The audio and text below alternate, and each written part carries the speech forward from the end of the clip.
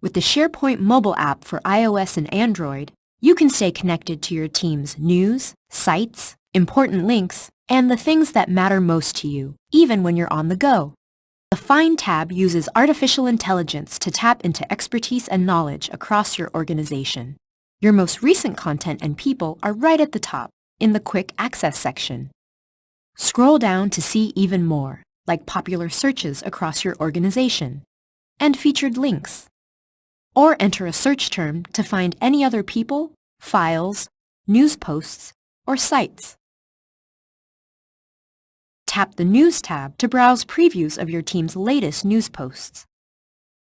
Tap a preview and you can read the full news post, see how many likes and views it has, and even add your own comments. Or if you're short on time, you can save the post to read later.